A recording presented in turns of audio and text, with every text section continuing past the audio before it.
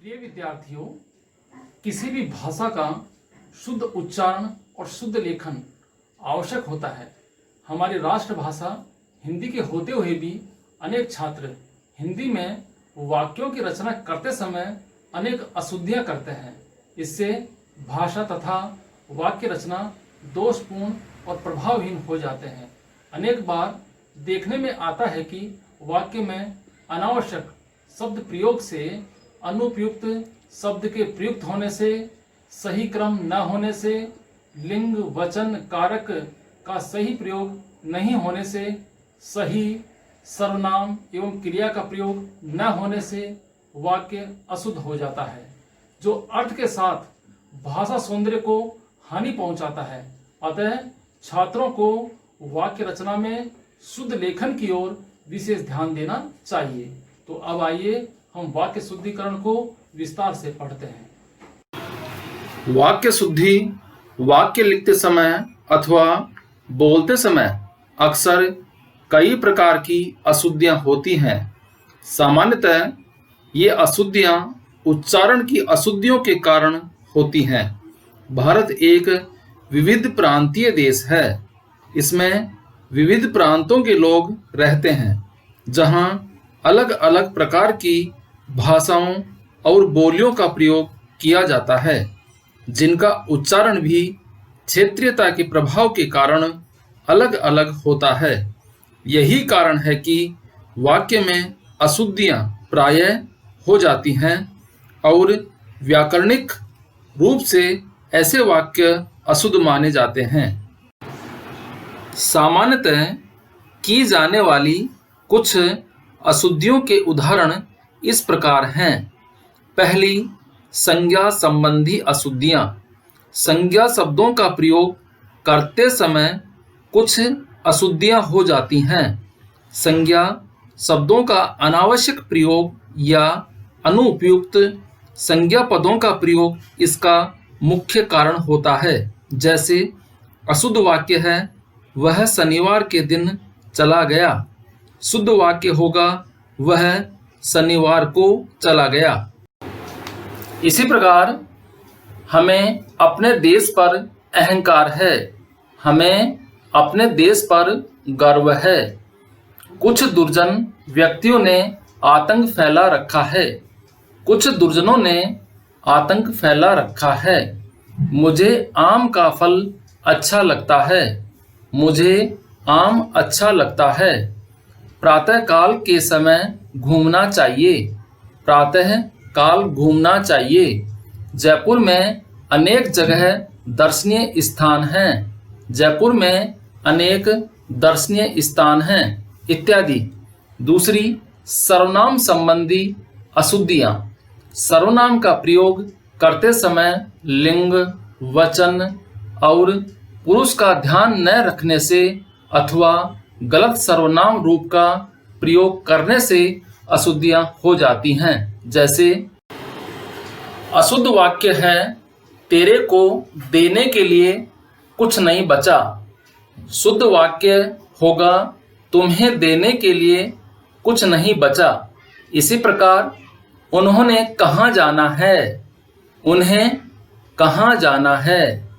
हमारे को तुमसे कुछ काम है, हमें तुमसे कुछ काम है। वह लड़के को बुला लाओ, उस लड़के को बुला लाओ। हमने हमारा काम समाप्त कर लिया। हमने अपना काम समाप्त कर लिया। उसने वहाँ जाना ही था, उसे वहाँ जाना था। मेरे से यह काम नहीं होगा, मुझसे यह काम नहीं होगा। तीसरी, लिंग संबंधी अशुद्धियां। वाक्य रचना में गलत लिंग के प्रयोग से अशुद्धियां रह जाती हैं।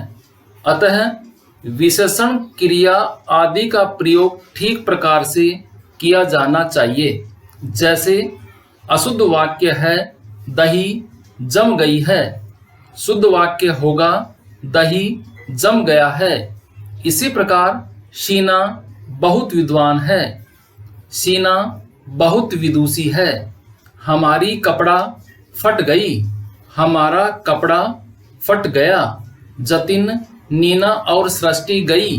जतिन, नीना और सृष्टि गए। पंखे से ठंडी हवा आ रहा है। पंखे से ठंडी हवा आ रही है। हाथी गन्ना खाती है। हाथी गन्ना खाता है। आत्मा अमर होता है। आत्मा अमर होती है, इत्यादि। चौथी, वचन संबंधी अशुद्धियां। वाक्य रचना में गलत वचन के प्रयोग से अशुद्धियां रह जाती हैं।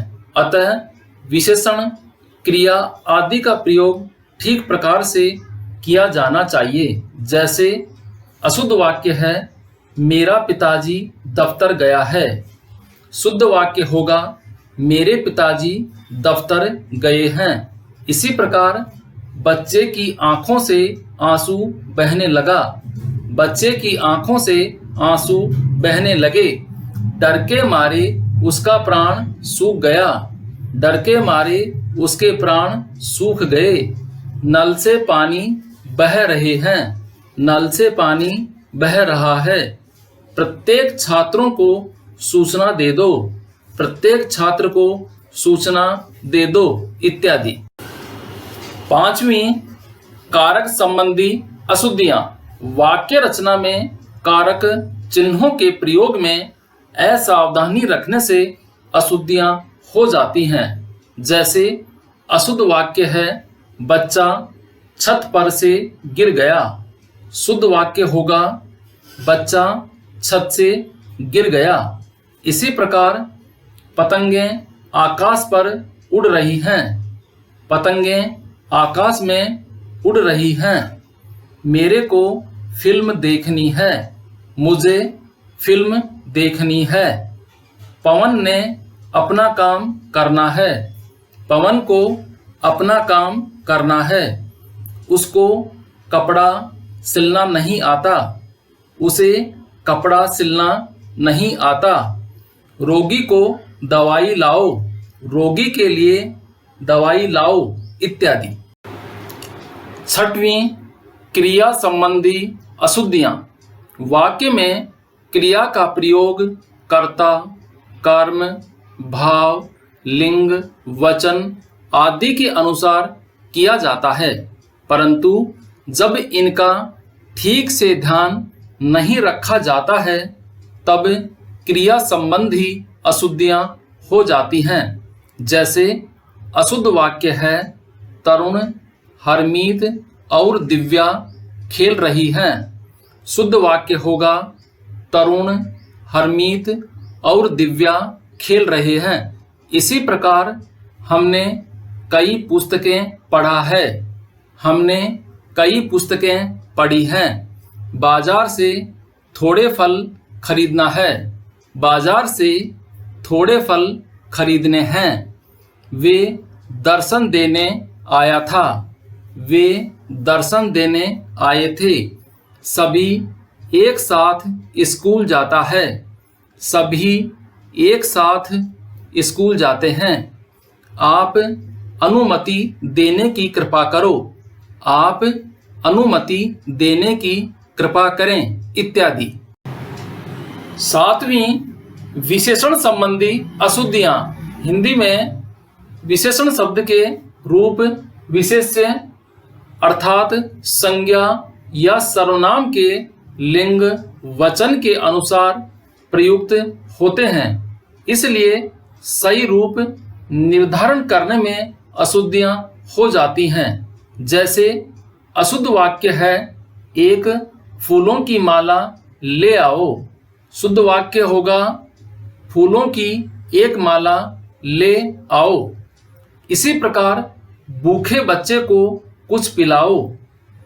प्यासे बच्चे को कुछ पिलाओ। मीठा संगीत सुनकर आनंद आ गया। मधुर संगीत सुनकर आनंद आ गया। विख्यात लुटेरा पकड़ा गया। कुख्यात लुटेरा पकड़ा गया। कोहिनूर एक अमूल्य हीरा है। कोहिनूर एक बहुमूल्य हीरा है, इत्यादि। 8वीं पद क्रम संबंधी अशुद्धियां। वाक्य में जब पद क्रम उचित स्थान पर नहीं होता है तो व्याकरण की दृष्टि से वाक्य अशुद्ध होता है। जैसे अशुद्ध वाक्य है, यहाँ शुद्ध गाय का दूध मिलता है। शुद्ध वाक्य होगा, यहाँ गाय का शुद्ध दूध मिलता है। इसी प्रकार हाथ से गिरते ही प्याला टूट गया। हाथ से प्याला गिरते ही टूट गया। हवा ठंडी चल रही है। ठंडी हवा चल रही है। रोगी को काटकर सेब खिलाया।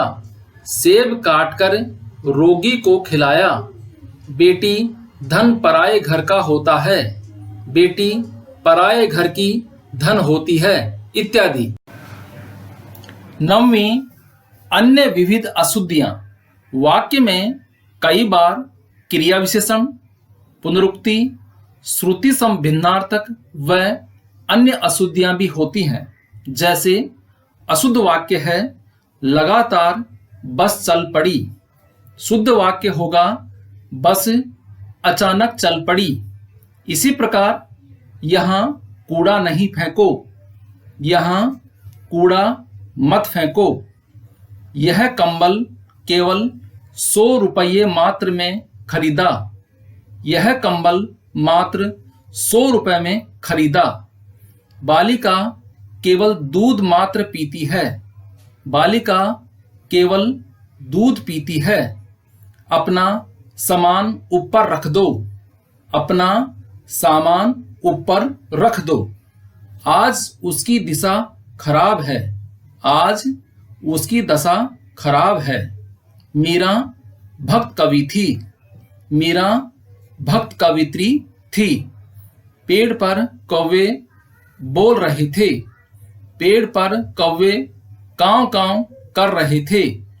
कैदी को मृत्युदंड की सजा मिली। कैदी को मृत्युदंड मिला, इत्यादि। आशा है आपको शुद्ध वाक्यों का संशोधन करना ठीक प्रकार से समझ में आ गया होगा।